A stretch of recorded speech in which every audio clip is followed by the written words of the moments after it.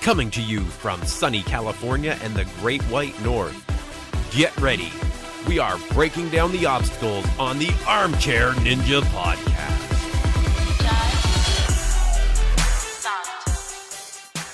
Hello, everyone, and welcome back to the Armchair Ninja Podcast. It is Saturday, January 20th, 2018.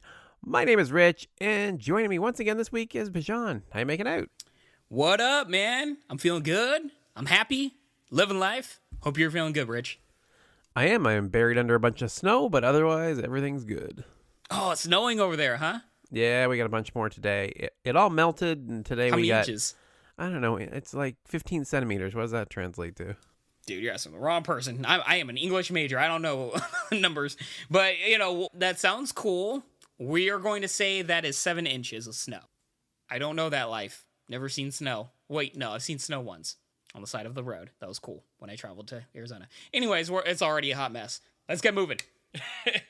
All right, so in this episode, we're going to be covering Ultimate Beastmaster once again, episodes 6 and 7. But before we get to that, the dates and locations for ANW10 have been announced. Yes. Every Ninja Warrior that's listening right now, mark out your calendars, get prepared. Let's hear them, Rich. All right, we got Los Angeles, Universal Studios backlot once again, March 6th and 7th. They are returning to Dallas, Texas, Fair Park, March 25th and 26th. So far, so good. Yeah, Miami, Florida, Bayfront Park, April 13th and 14th. Did they have Florida last season? I'm not sure. I think it might have been Georgia last season. Yeah, I'm glad they're back to Florida. Oh, wait, no. Daytona was last season, wasn't it? Yeah. So they had Daytona over Florida. Is that what you're saying? Isn't Daytona in Florida? Heck if I know. You're probably right. I'll say as long as there's one in the Florida region, I'm happy. I think that's a good area, particularly for a lot of athletes in this sport. Yeah, and they are returning to Indianapolis, Indiana as well, Monument Circle. I'm surprised. I really thought that caused a lot of chaos in the city, but I guess not. Yeah. Well, that's good. And Philly, PA, once again at Richmond Power Plant on May 11th and 12th. I'm sure you're excited for that, right?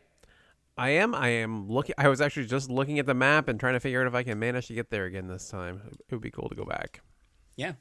And a new region, the only new city this year, Minneapolis, Minnesota, U.S. Bank Stadium on May 25th and 26th. That's a good region. That's a good area. I'm glad they added that because, yeah, I don't know.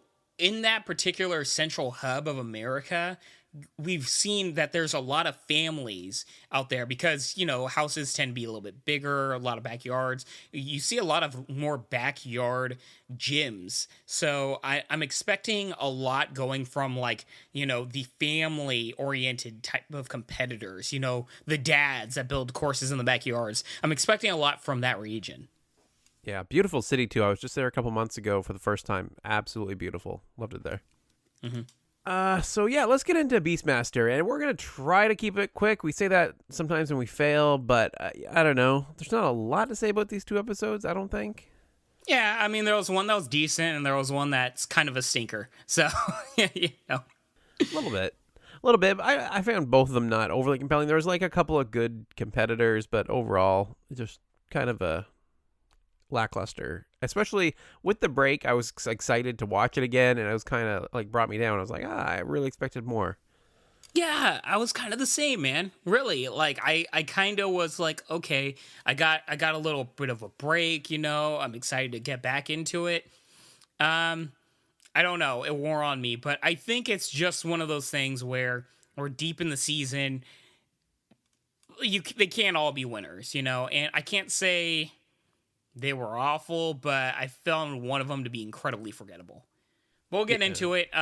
This first episode, I thought was pretty good, and let's get into it, bro. Yeah, so of the competitors, the one that really stood out, obviously, was Clément Dumais from France, a parkour instructor who climbed the Eiffel Tower, which they told us at least 10 times. Dude, I mean, for real though, that's pretty cool. That is very cool. Pretty cool. It's Like very cool. you see that it's not that he just climbed the Eiffel Tower. He did it with no ropes, no parachute, nothing. Like he just decided to climb the damn thing, and I don't know, that takes some BALLs of steel right there, because I ain't doing that. Nope. And good on him. You know, that I thought would play a major part if he makes it to the end, because that says that he's got some incredible dead hang strength. He's going to have grip strength, but very comfortable with the dead hangs, you know? So I expected a lot from this particular guy. Also, it says that dude is brave, like very fearless, which means that he's going to commit. He's not going to second guess himself going in these transitions. And we always say, you know, half the battle with obstacle courses is the mental portion. We just have to fully commit and be fearless doing them. And yeah, I expected a lot from this guy. And while you were like, man, this guy stood out, the other guy that stood out for me, this Chinese competitor named Bin Che. This dude has an amazing story. This guy was on my radar instantly. I was like, woo! So this guy, straight from China, right? Chosen from like a few thousand different athletes in the military, goes to the special forces equivalent in China. And only 60 people made out of his class, and he was one of them. This guy has gone, he must have gone through some crazy stuff. Incredible athlete. You see his training. You see how fearless he is. He was doing these crazy, I forget the terms, but basically when you're doing bouldering and you jump like really high, kind of like Dinos? Jeff Britton kind of stuff. Dinos, yeah. So he was doing some crazy dinos. And I don't know, once again, same thing about the Eiffel Tower guy. Like, I expected this guy to be very fearless, very comfortable in the obstacles, and very strong. And I feel like right in the episode, instantly when these guys like saw each other, they were instantly on each other's radar, and it made for a very fun rivalry, it felt like. But yeah, these are the two guys that definitely stood out for me. Yeah, and it's funny that both of them looked like they could take down level 1. They both looked very strong, very competent, and both fell on the last hold of the mag wall. Neither one of them actually managed to complete level 1. Really surprising for both. Of all things, like, they look so comfortable on the mag wall and like the entire course in the first level, but yet that final transition from the mag wall to just like get to the pad, they just didn't have it.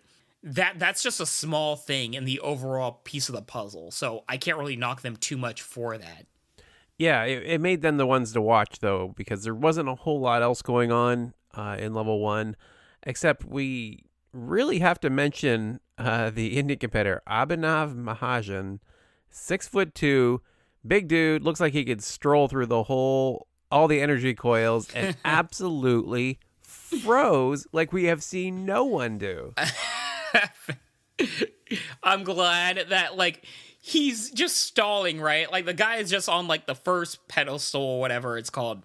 And he's just, like, he keeps acting like he's gonna jump, which just makes it more infuriating. Yeah, right. Like, he keeps going down, about to jump, and then he, like, gets up, and then he goes back down. So it's kind of like he's just moving in place, and it's so weird. You can hear even the host getting annoyed, like, just jump already, dude! Like, you could just hear him getting so incredibly frustrated.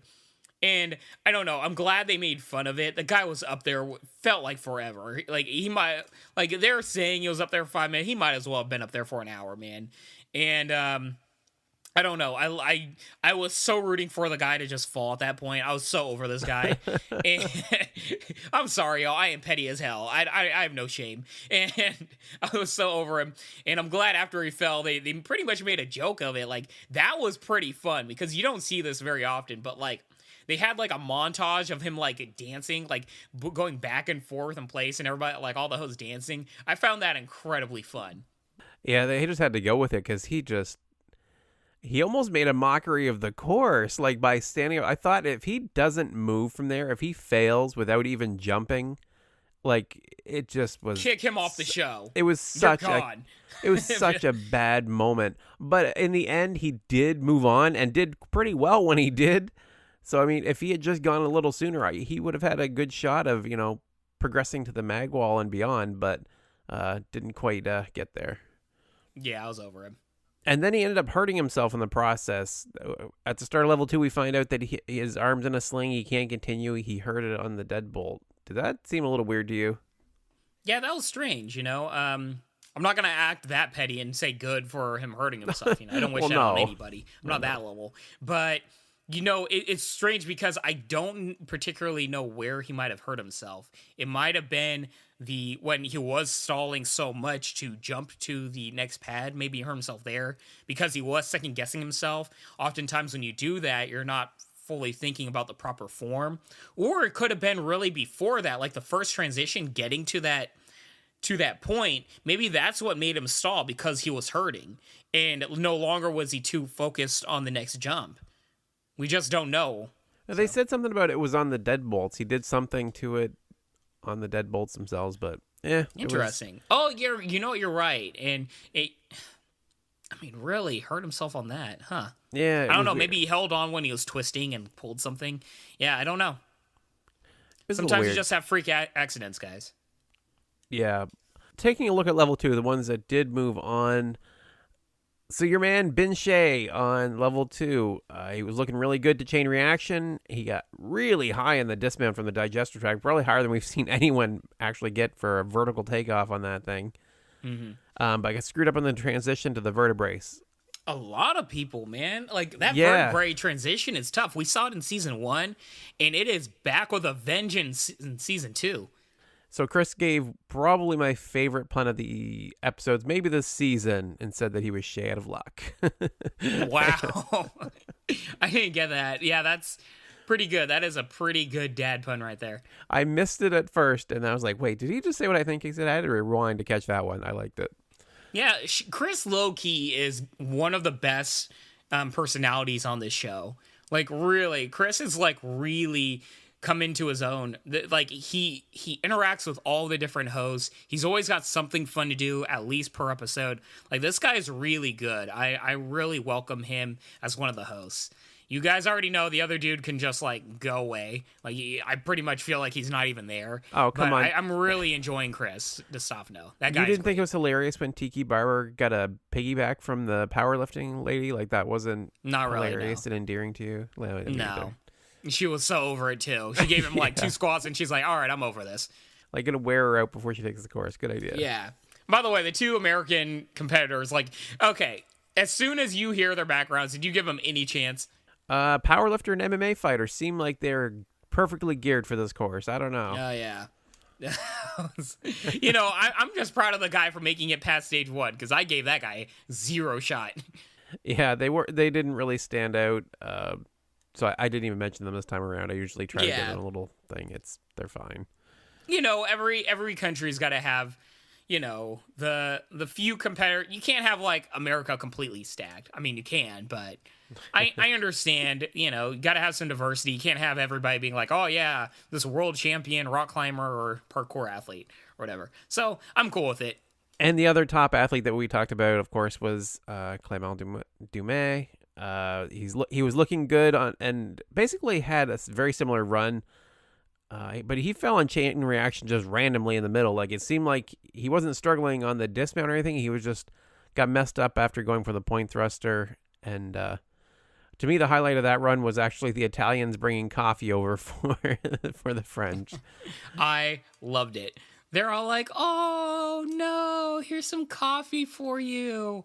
It might be poisoned. It might not be. Who knows? And, like, all this other stuff. Like, I just love them so much. The shade they throw is just so good. I was wondering if you caught there, because the French hosts were saying they may, oh, it's really nice of them to bring us coffee. It might be poisoned, though. And the Italian female host switched to French and said, no, it's not poison. Like, she understood what they were saying. Like, for real? Totally called them on it. Yeah. Wow. That's where they all burst into laughter. It was really funny. That is so good. I did not catch that. So, wow, good on her, She can show shade in both languages. She's like, oh, no. Like, damn. That, like, those French hosts are like, uh-oh. Yeah, it was good. The hosts do manage to keep it, a little entertaining. It was, like I said, not the best of episodes, but the hosts were still, pretty good here and there. Yeah, I mean, for real, though, could you imagine if we didn't have the hosts? Mm-mm. Ooh, Nope. these 2 episodes would have been rough. Another notable run from level 2 was Samuel Munoz from Spain, firefighter who was just absolutely the most ripped human being I think I've ever seen. It's ridiculous. Like, this guy's back is, I don't know, it looks like he's got 2 biceps bulging out of his back. Like, he's so muscular. I mean, good on the guy, but why don't you say what happened on the stomach churn? Right. So 'Cause- he was doing okay. Obviously not the body type designed for this course, although they do love to bring their muscly guys. Like, you got to keep in mind, we're saying how big this guy is in a field of very muscular people. Like, this is how big he is. yeah. But the stomach churn, if you can remember, are little spinny platforms. And on the last one, he ended up just sliding off the other side. Like, he ended up on his back and just slid off the whole thing. That doesn't even, man, like, this guy landed so hard on his side. I thought he, like, dislocated his shoulder. Like, just imagine this guy jumping from a high up point, guys, and just boom, like, right on your shoulder. And this guy is, like, just some solid muscle, too. So you know this dude is, like, dense. And he puts all that weight on the shoulder, doesn't even try to really catch himself. He just slides right off that thing. I'm like, oh. Luckily, it looked like he's okay, but man, that dude's going to be feeling that for a while.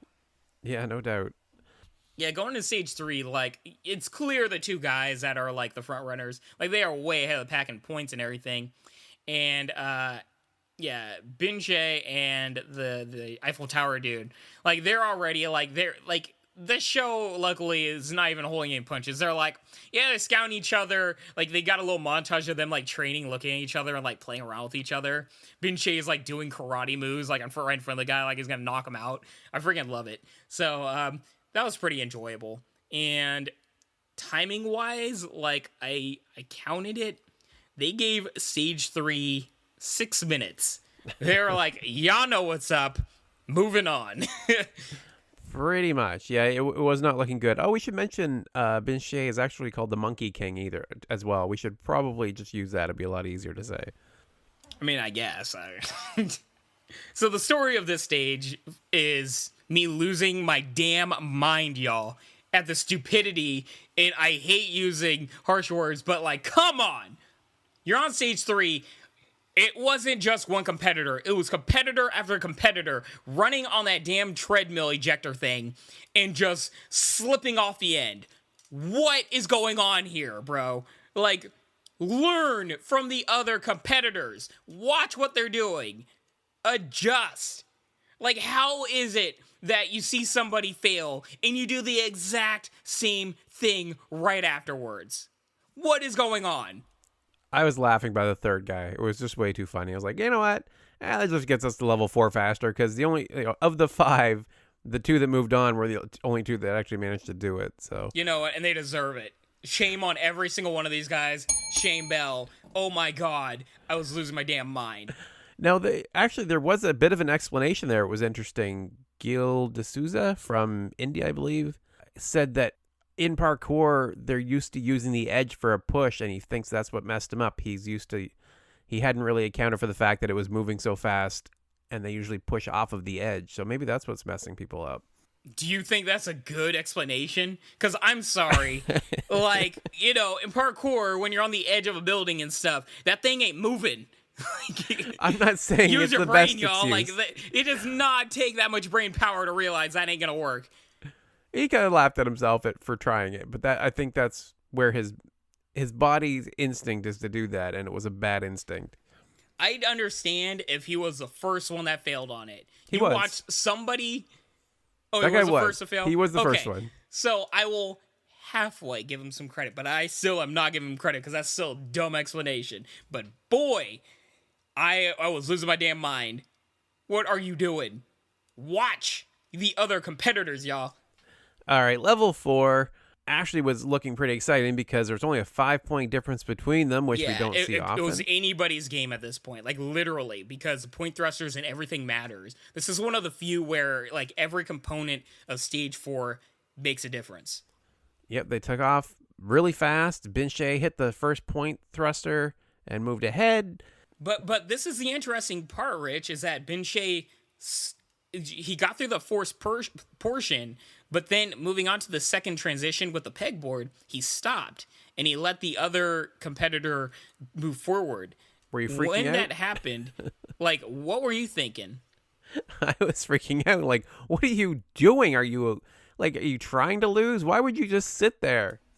Yeah, like, I was like, that's a very interesting strategy. But at this point, it's interesting because I blame my own bias by the fact that I've seen enough episodes at this point to see that a lot of people can move straight onto the pegboard and do well.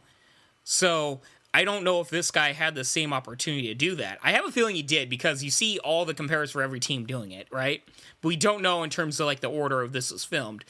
But I found it very interesting that he was just resting there. It was a very, very tricky strategy because, I don't know. I was kind of like you, Rich, where I was like, that's not smart. You got to go for broke. You just have to, right? It's too close. But yeah, why don't you say what happened? So he was waiting at the bottom of the motherboard, and Clement moved up ahead and ended up falling all the way back to the bottom. Oh. Which, must just be the most awful feeling. As much as I hated last year when they just kind of dangle there, seeing them fall to the bottom is like, what is the point? How long is it going to take you to get back to where you were? How sad is that? Like, you saw him, like, he fell and lowered, and you just saw his head in shame. He knew he was done, and he had to just look up and watch his Chinese rival just go up that pegboard. And his only hope pretty much was for Binche to fall also, I still don't know if it was a good strategy. It worked out for Binche, but I'm very curious to, I just don't know, Rich. That really could have bit him in the butt. It either fully works or it fully doesn't. Like, it is a hardcore all or nothing gamble on Binche's part. It worked out for him, but, Clement wasn't too far away from the top of that. And I have a feeling more than anybody else, Clement's going to be really beating himself up over this. Yeah, it really wouldn't have worked for pretty much any other competitor we've seen on that level 4, right? It just happened to work out in this case for him. I don't know. Mm-hmm. It's a weird strategy, but it worked. So yeah. That said, I give Binche no chance because this guy was done just at that pegboard. Like, literally, he collapsed at the top of that. No other portions, y'all. Just that. There is no way this guy has a chance in heck at the finals. But good on this guy. He won $10,000. Enjoy, Binche. Moving on to episode 7. Oh boy, episode 7. I mean, I gotta say, this for me is the first big stinker of the season. It was so forgettable for me. And there was one aspect about it that just made me lose my damn mind. What aspect's that? The freaking dabs! Oh my god! What are we, in 2016? I was appalled. I was embarrassed. I was screaming. I couldn't look at the screen. I was screaming in horror. Who thought that was a good idea? Now, keep in mind, it was filmed way back when it wasn't as cringy as it is now, but it should have been edited out. They should have known. No. You edited in for everybody to hate them because I have not wanted somebody to feel so badly as the 2 or 3 competitors that dabbed on this episode. I hated everything about it. I wanted them to fall. I wanted just be gone with you. Yeah, it was bad, and it wouldn't stop. It was just constant. It was the hosts were doing it. It was just everywhere. It was awful. Part of me died inside. But the U.S. competitors were much stronger this time around. Barely remember them, y'all.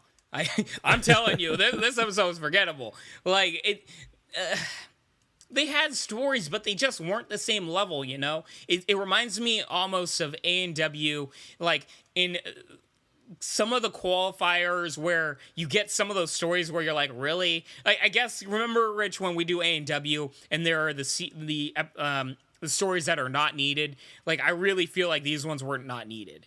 Like, you don't have to highlight the U.S. competitors and their stories if they're just not that intriguing. I don't know. One of them was an OCR. He was a ninja. It was another one of those cases where it was like, yeah, he's definitely a ninja. This guy's doing salmon ladders and like ring, like all of the Ninja Warrior things. He was a church leader, I believe, right? Yeah, he was also at one of the iconic gyms too, I'm pretty sure, and I can't remember which one it is that has all the green equipment, but I'm pretty sure. They were very well-made obstacles. Yeah. And then we had Alejandro Valdivia, a triathlete, who was very strong, very good as well. They were actually sitting pretty high up on the board for a while there. So for me, the story of Stage 1 was actually both competitors from Team India. I really, really became engrossed with both of them. And I gotta say, they were pretty much the highlight of the episode for me. One of them was Praveen CM, and he just had an amazing, fascinating story. And I think I will say this was amplified by the fact that Team India has not had too many, not only personalities, but like really high quality athletes at this point. And I must say that Praveen looked like an incredible athlete. His background story is, he's going to climbing wall mountains or whatever you call them. Like, there are some areas where you climb and they've already got the whatever you call them, Rich. Do you know, like the little anchors, right? So you call them anchors? Anchors, maybe, yeah. Yeah. Well, sorry, guys. I think there's another term for it. I'm no professional. Yeah. So, most people are like, well, how did they get there? This dude is one of them. He climbs it up without any provisions, nothing else, and anchors them in. And he was actually able to do it for a lot of people that are passionate about it and didn't have a lot of money in India. And I don't know. I found that incredibly fascinating. You see him doing incredible feats of strength and climbing, and that really blends in well for this show. So I was just really engrossed by this guy. He seemed incredibly humble just by the way he talks. He always looked just very thankful for everything that he does, and I just don't know. I really don't know. It's nothing in particular, but I really connected with this guy. How do you feel? Yeah, he was really good. He was actually probably my favorite as well. He's one that stood out. He actually rescued some kids that were stuck on a cliff. I think that's the story you were talking about. Some kids went out climbing and got stuck up there, and the rescue crews and stuff weren't able to climb to actually get them down, and he had to do it himself. Like, he's like considered a national hero. I don't know if how much they played that up, but it sounds like he definitely could be. It was like 5 kids stuck up on the side of this cliff. I mean, props to him. I don't know. I just love this guy. He did decent in the in Stage 1. I can't say he did very well. He's shorter, and it looked like he had some trouble in the jumping transitions. Yeah. In the shot coils, right? So, I really was rooting for him to, move on and everything. But then all of a sudden, he comes out of the water, and our second hero comes into frame, Rich. This guy, brimming with energy, brimming with charisma, comes up to him, and he's like, "You got it, man. You crushed it. India's gonna go all the way." He's a chic, got the head wrap on, looking suave as all heck, looking lovely, just a beautiful, beautiful man. And I don't know, he's just playing to the camera. Some people just have presence. This guy is brimming with it. And I don't know, I loved everything about this guy. What's his name? I forget his name already, but I just love the guy. They didn't really feature him. He stole the camera when he had that attention, but unfortunately didn't do terribly well in the episode. I don't even have his name jotted down, to be honest. Chopsy Singh. So yeah, Chopsy Singh was really entertaining. He ended up losing a shoe. He took the other one off, went barefoot through part of the course, but unfortunately didn't go far enough to really get a full appreciation for him, other than, like I said, he just kind of grabbed your attention in the little camera time he did have. Chopsy Singh was awesome. I love this guy. So much presence. Right at the front, he's jumping around, has energy, but it's not forced or faked, right? He's like got the biggest smile and just loving life the entire time. Just this stuff is infectious, y'all. And I don't know. I loved him. The host loved him. I really wish he got more screen time, but I don't know. I just want to see Chopsy sing more. I love him. But we did Give get me more Chopsy. But we got Manuel Cornu from France instead. Blah! Cheetah head Right. pro climber. Dude was very skinny. 5'8", 132 pounds. Dude is tiny, man. He ended up going back for a point thruster, which might be the first time we've seen that happen. A guy actually reverse course to go back to get a point thruster. Which he he did manage to get it, but he ended up falling in the process. So I don't know if it was such a great idea. I mean, sometimes you got to go for broke and try new things. I can't knock his hustle or, I mean, he tried something new. Yeah. It didn't work out, but I could see it easily working out for him and, him going for new things. So, yeah, I don't know. I can't knock him. One thing that did excite me about level 1 that we have to mention is Axel Dupré from France, who also does parkour, actually beat the level. We saw someone complete a level. It was amazing. Yeah, for real. Now I think about it, like didn't give any completion one in a while. First episode, and then everybody's falling in this one. It's like, can somebody just beat a level finally? I did not think about that, but yeah, that's a good point. I don't know.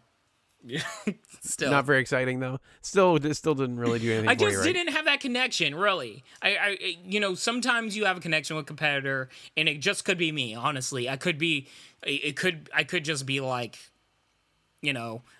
tired or whatever. But I just didn't have that connection where it made a big difference for me. I actually kind of thought you would like Alejandro Valdivia.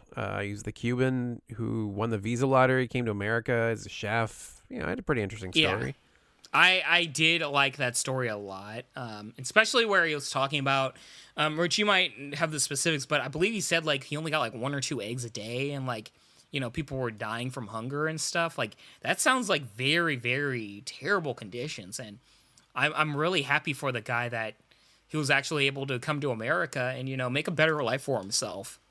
So, yeah, I'm very happy about that. Yeah, he was doing his best to kind of engage the crowd. He used the flag as a cape when he was jumping to the slingshot, and he almost fell under the thing. It was actually one of the cooler saves we've seen. He went one leg underneath it. He was upside down. He did pretty well. So, I mean, overall, he's pretty good. Yeah. That was one of the dudes that I actually was rooting for also. So, level 2 is where the dabbing started. It's the beginning and end of the episode. Axel Dupré was dabbed at the top of Spinal Ascent. Shame. Got his foot stuck on the Spinal Descent. Good. He did a great job of the stomach turn. Like, guy just flew through that. I have no shame for my pettiness, y'all. I really don't. Like, he just couldn't figure out chain reaction, though. We had a lot of that where people just couldn't get that thing sorted out. It's a tough obstacle. I feel like it's very... It's one of those things where it's obvious to do, but it's probably incredibly harder to do when you're actually on it, It's not like you're on these chains holding yourself up barely by your bicep and like, oh yeah, it's easy, just swing right and left, do those a bunch of times. Like, I feel like it's harder than it looks, but the proper technique is there. I don't know. I feel for everybody that's on it, though. That looks incredibly painful, to be honest with you. Like, man, can you wear your arms out on that particular obstacle? Yeah, there were a lot of people that struggled with chain reaction in both episodes. And the most compelling run of the episode, and why I think we liked Praveen so much, and why everybody seemed to, was his level 2 run, where he fell out of the digestive tract, like slid back out, if you guys can picture... like a long slide, right? You've got to climb up it quickly. Well, it was slippery, and he fell back out and had to grab onto the stomach churn like a spinning platform. And it's like, imagine trying to hold onto the agitator in the middle of a washing machine, right? That's what he's doing, trying to get back up onto it, which we haven't seen anyone able to do until he managed to do it. Well, didn't we see, we saw a few episodes ago, the American guy do a similar thing, right? I thought we did too, and then they said that was the first time it's happened. Maybe that was filmed out of order. Might have been. The American guy didn't use the digestive tract. Yeah, the American guy didn't use the digestive tract to kick off of it and lift himself back up, but we did see a competitor get up that particular spinning platform. I thought we did. Yeah. Remember, that was like one of my favorite runs of this entire show. Oh, right. And I gotta say, Praveen did the same, and Praveen prevailed, and I really like this guy. He showed so much heart, and once again, he's already a likable guy. He's already a hero. He's already just awesome, and one of the only hopes for his country. And yet he does something like this. Like, I was rooting for this guy so incredibly much.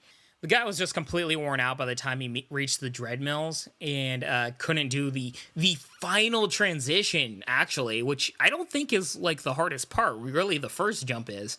So that was interesting, but, guy was worn out. I can't blame him at that point. It just sucks because I was, like, just screaming for him to do well, I gave him zero chance to even reach the Dreadmills. The fact that he made that jump, too, was really impressive. Yeah, a lot of heart. And at the end of the day, that's all I can ask for from these athletes. And no dabbing, that too. Yes, leave the dabbing at home. So let's move on to level 3. I don't really have anything else to say about level 2, unless you do. People dabbed. I got very angry. Yeah, so everything's just red after that. That's all you can see. It really was. But so Praveen must have really stolen your heart because he did the unforgivable on level 3 and fell on the ejector. I know. He was the first runner, though. That's going to be my excuse. Other than that, it was a whole lot of failing on the coil crawl until Manuel Cornu, who I really was not, he was good, but he didn't seem great, absolutely blew me away on level 3. Manuel was the only one to actually, make any progress through Hangman. There was, Axel Dupre made it to it.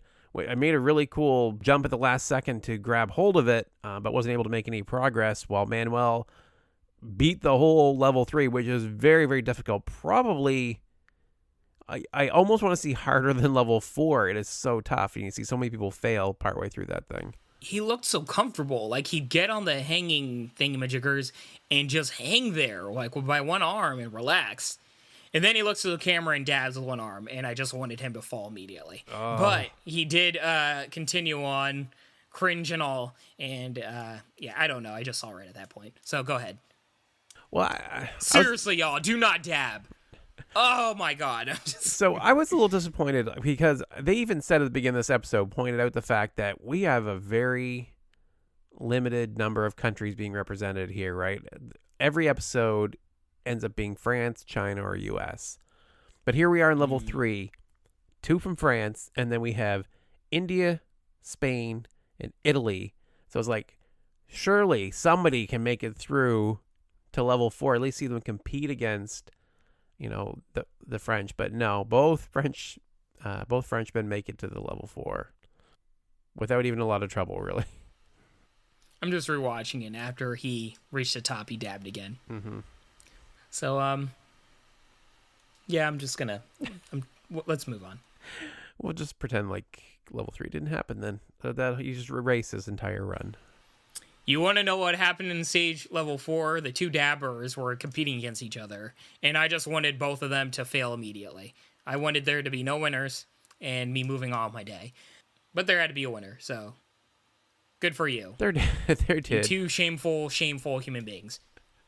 They were both just racing through level 4. They even skipped point thrusters because basically Axel had to make it to the top before him to actually have a chance because there was a pretty big gap between them. But he didn't. He ended up falling from Skyhook, and Manuel made it all the way to the top and hit the buzzer with a couple seconds left. It was a good job. Yeah. Very good job. Dabbing or whatever, like, the guy made it to the top. That is an incredible feat, and in particular because we've seen just how rare of an occurrence that is. Really good on that guy.